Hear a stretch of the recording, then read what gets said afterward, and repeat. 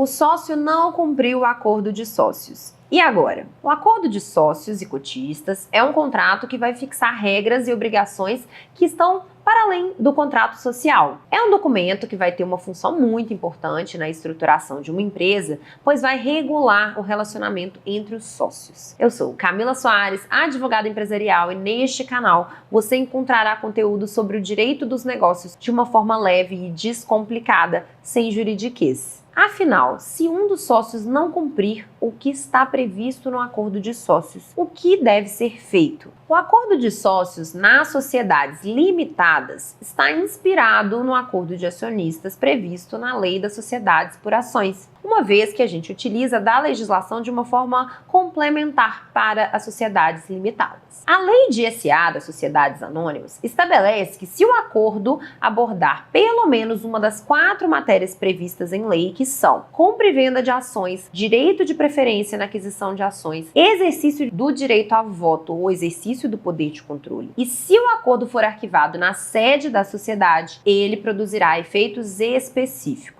Estes efeitos são a possibilidade de cumprimento forçado deste acordo na justiça, o que chamamos de execução específica, ou ainda a possibilidade de cumprir forçadamente esse acordo pela própria sociedade, nem que para isso seja necessário uma ação judicial que chamamos de autotutela. Muito embora o acordo de sócios possa ser celebrado com outras finalidades, o entendimento jurídico é de que só vão ser aplicadas as garantias previstas na Lei de SA se ele for feito com as finalidades previstas nessa mesma lei. Nos demais casos, estes contratos vão ser fundados na autonomia da vontade entre as partes e precisam respeitar o que está sujeito às regras gerais do ordenamento jurídico. O que vamos poder fazer, então, no caso de descumprimento do sócio? O primeiro é a execução específica, que vai ocorrer quando o sócio deixar de cumprir com as matérias que eu citei acima, as 4, compra e venda de ações ou cotas, direito de preferência na aquisição de ações, exercício do direito a voto ou exercício do poder de controle. Se aconteceu o descumprimento de alguma cláusula que trate destes assuntos, as partes poderão entrar com uma ação judicial ou arbitral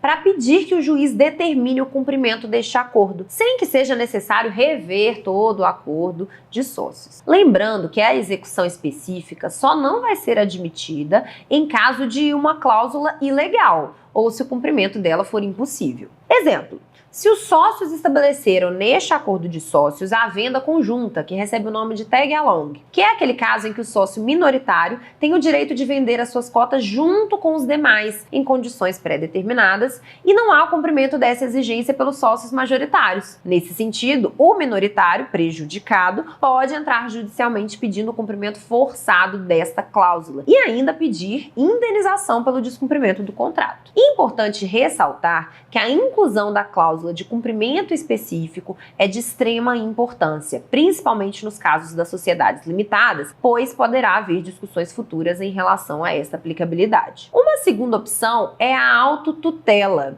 que é exercida quando há a possibilidade de executar o acordo no âmbito da própria sociedade, sem necessidade de buscar o poder judiciário. Como assim, Camila? Isso pode acontecer, por exemplo, num acordo que prevê um quórum específico para determinada tomada de decisão, e esse quórum não foi cumprido pelos sócios. Nessa situação, o próprio administrador pode assinar ou se recusar a assinar, se for o caso, promovendo as alterações no registro dessa empresa. Se isso não acontecer, a única saída vai ser recorrer ao Poder Judiciário. Vale lembrar que estamos falando de situações que já estão expressamente previstas na Lei de SA. Portanto, não é necessário colocá-las no acordo de sócios quando estamos tratando de sociedades anônimas. Contudo, temos que enfatizar que, se tratando de sociedade limitada, em que, além de se aplicar subsidiariamente a Lei de SA, prevalece a liberdade contratual. É importante, então, que todas essas circunstâncias estejam constantes no acordo. Resumindo, em caso de aplicação supletiva da Lei de SA, a execução específica e ou a autotutela só serão cabíveis se o acordo constar expressamente aquelas 4 matérias que mencionamos agora há pouco, e se for devidamente arquivada na empresa. De todo modo,